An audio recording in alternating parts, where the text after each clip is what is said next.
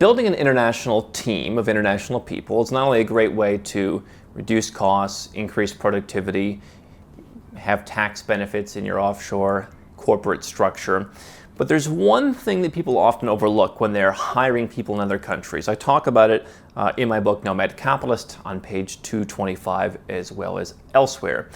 And what I want to talk about in this video is the RyanAir model for staffing overseas.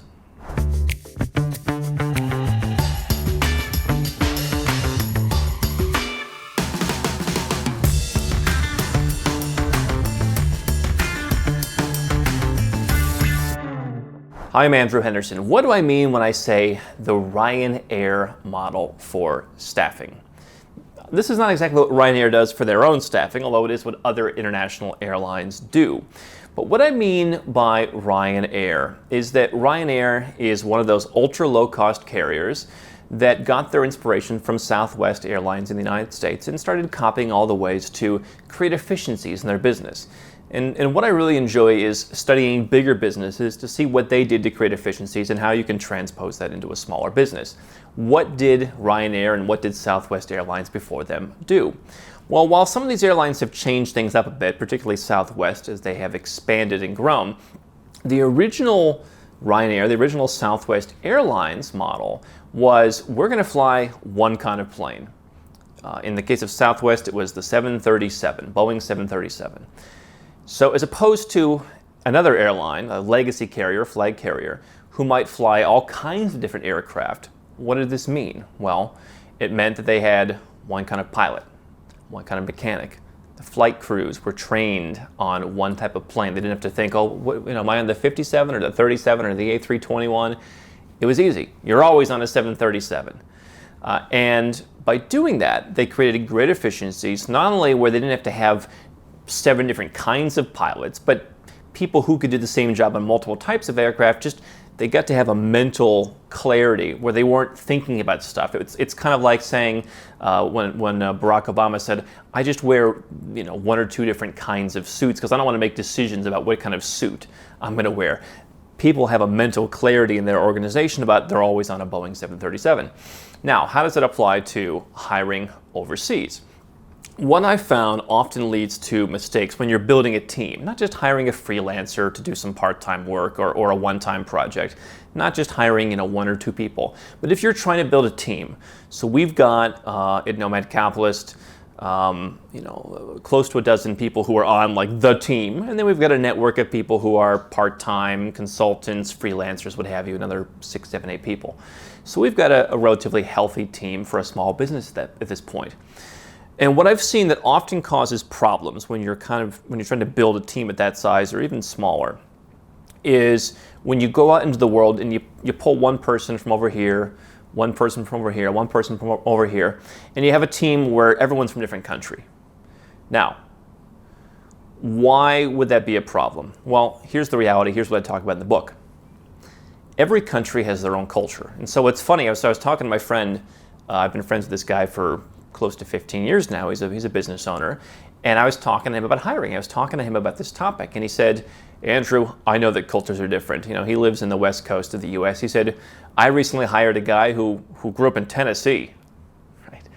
And so you may be thinking, well, hey, if a guy living in California can hire someone from Tennessee, then all the cultural issues are just right out the window. And of course, reality is we all tend to live in kind of a cultural bubble of where we're from and what we know. What you don't realize is just how different the Philippines, for example, is, how different Ukraine is, how different Colombia is. These are all good places to hire in and of themselves. But the challenge comes when you say, okay, now I'm going to put someone from the Philippines and they're going to be collaborating with someone who's from Venezuela, they're going to be working with someone from Egypt, and then like over here it becomes a mess because what you have to understand is if someone's on your full-time team, if they want to be an employee, they want to be able to get along with their fellow team members very easily. And so the cultural barrier between some of these different countries is so great that the adaptation both for you and for your team members working amongst themselves often becomes too much. And I've seen people who build these distributed teams where everyone's in their own place. Forget the logistical issues for a moment of trying to coordinate someone in Colombia working with someone in Vietnam. but now you add the cultural issues. And so what I would bring it back to is this Southwest or RyanAir model for saying, how do we pick one place that serves what we want to do? If we're doing kind of data entry, or we're doing something that requires English, lots of English, speaking on the phone, whatever, maybe it is the Philippines, or maybe it's Romania, good place for pretty good Americanized English. If we're doing stuff that's more strategic and procedural, I'm a fan of Eastern Europe. If you look at our team page, lots of people whose name ends in IC, Serbian. That's worked because we have a lot of work that is not necessarily needing perfect English, though everyone speaks very good English, but it's more strategic. It's dealing with research and development. It's dealing with banks. It's dealing with corporate work. It's managing people who do tax. And so that's worked for us. If you want people who are more creative, there's another place for that. If you want people who are tech related, there's a place for that. And so I'm not saying that you have to follow this model to the letter. What I am saying is, I think making a commitment to one place can not only help you get residence permits, get citizenships by hiring people locally in that country. That could be a benefit for other parts of your offshore plan. What I'm saying is, if you're just diving into the world of, right now you're the guy who's in California and the big thing is hiring someone who grew up in Tennessee, you probably don't want to compound your issues so greatly and add so much confusion that you have to now learn 5 different people's cultures at once. And so I think that identifying, hey, where do I want to go? Where do I want to build this business? Maybe it's the back office is one place, maybe it's the editorial or the creative crew is somewhere else, and so you're spreading it out. But reducing the friction, reducing the cultures, and understanding that countries do have unique cultures. Understanding that some places in Asia, they just want an exact handbook. They do not want to think outside of the handbook. That's what they're going to do. And so if that's what you need, then that's great. But if you need someone to think creatively and just give them a task and they've got to kind of work through it in their own mind for the next 2 weeks without any help, then you may want to go somewhere else.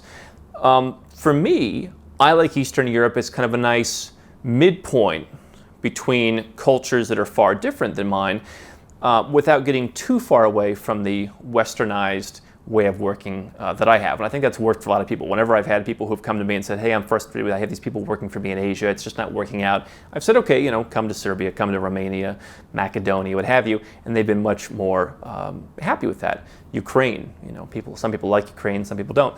But I'm not trying to say which country is right or wrong. I'm just trying to say focus on reducing the number of friction points in your hiring, and I think you'll have a lot more success with a lot fewer challenges and a lot smaller learning curve. Hi, I'm Andrew Henderson from Nomad Capitalist. I wrote this book, which you can find on Amazon, to distill a lot of the stuff we talk about in these videos and a lot of the stuff I've learned over the last decade plus traveling all around the world, teaching you about how to legally reduce your taxes, build your personal freedom, and create wealth faster. Definitely get a copy of this book if you want to learn more. Now, if you want to watch more videos, make sure you subscribe to our channel and make sure you click the notifications bell so you never miss one of our new videos with more tips on how to go where you're treated best. And if you're already a 6- or 7-figure entrepreneur and you'd like to put these strategies in place for yourself, go to nomadcapitalist.com and learn about how I can help you.